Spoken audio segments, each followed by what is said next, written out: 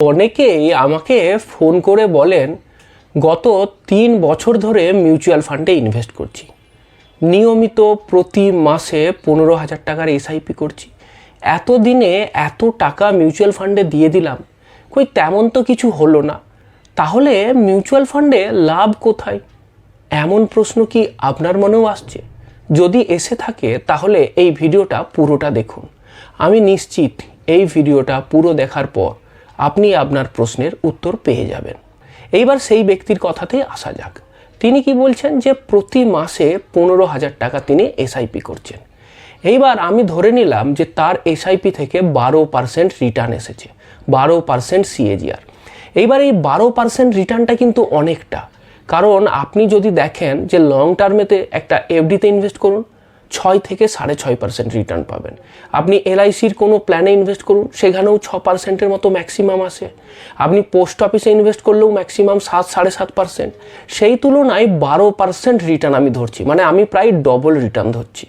12% return ধরলাম, আর এই রিটার্নটাকে আমি ফ্ল্যাট রিটার্ন ধরছি, মানে আমি এখানে কোনো ভোলাটিলিটি অ্যাডই করছি না, মানে কখনোই এই 12%-এর থেকে রিটার্নটা কমবে না, কন্টিনিউয়াস 12% ফিক্সড রিটার্ন দিচ্ছে, যেটা কিন্তু মিউচুয়াল ফান্ডে হয় না, কিন্তু তর্কের খাতিরে সেটাই ধরে নিচ্ছি যে 12% ফ্ল্যাট রিটার্ন দিচ্ছে। এইবার দেখা যাক যে সময়ের সাপেক্ষে আপনার ইনভেস্টমেন্ট কতটা হয় আর রিটার্ন কতটা হয়, এইটা কিন্তু খুব গুরুত্বপূর্ণ।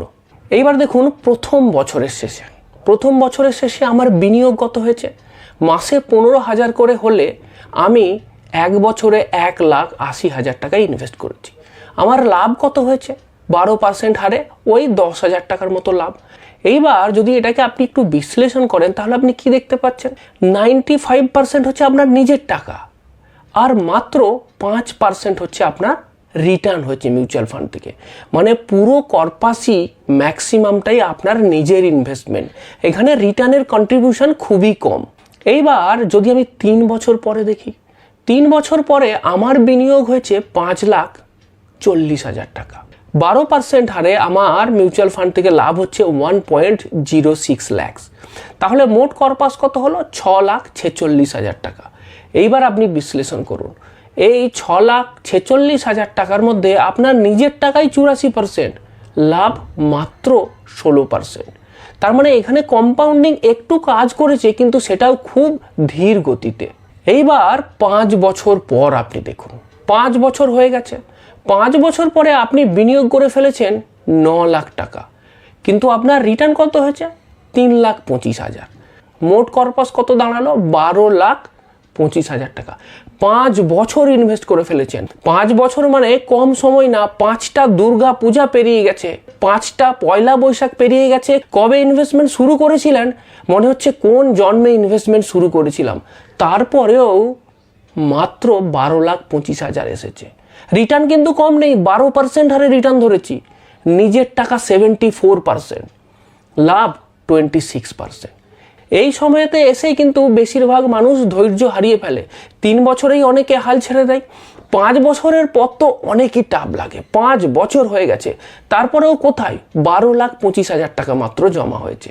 এইবার যারা এই 5 বছরের টেনিওরটাকেও পার করতে পেরেছেন, এই হার্ডেলটাও যারা টপকাতে পেরেছেন, 7 বছর হয়ে গেছে, আপনার নিজের বিনিয়োগ 12,60,000, লাভ হয়েছে 7 লাখ, মোট কর্পাস 19.6 লাখ। এইখানে যদি আমি দেখি তাহলে আমার নিজের কন্ট্রিবিউশন 64%, মিউচুয়াল ফান্ড থেকে লাভ দিয়েছে 36%। এইখানে দেখতে পাচ্ছি যে লাভের পরিমাণটা আস্তে আস্তে বাড়ছে। 10 বছর, অনেকটা সময় পেরিয়ে গেছে, আপনি ইনভেস্ট করেছেন 18 লাখ টাকা, সেইখান থেকে আপনার লাভ হয়ে গেছে 16,50,000 এবং আপনার কর্পাস হয়ে গেছে এখন 34,50,000। এই প্রথমবার আপনি দেখছেন যে আপনার নিজের টাকা 52% আর আপনার মিউচুয়াল ফান্ডের লাভ প্রায় কাছাকাছি 48%। এখানে এসেই কিন্তু খেলা বদলাতে শুরু করে। 12তম বছরে এসে কি দেখতে পাচ্ছি? বিনিয়োগ করেছি 21,60,000 টাকা, লাভ 26,30,000 টাকা। প্রথমবার আমি যা ইনভেস্ট করেছি তার থেকে আমার লাভের পরিমাণ বেশি। মোট কর্পাস দাঁড়িয়ে গেছে 47,90,000 টাকা। এখানে আমার নিজের টাকা 45%, লাভ 55%। এটাই টার্নিং পয়েন্ট। প্রথমবারের জন্য বাজার আপনার নিজের টাকার থেকেও নিজে বেশি টাকা বানিয়ে দিয়েছে। আর একটু ওয়েট করে যান, 15 বছর পেরিয়ে গেছে, আপনার ইনভেস্টমেন্ট 27 লাখ আর লাভ পেয়েছেন প্রায় 48 লাখ, ডবল লাভ হয়ে গেছে।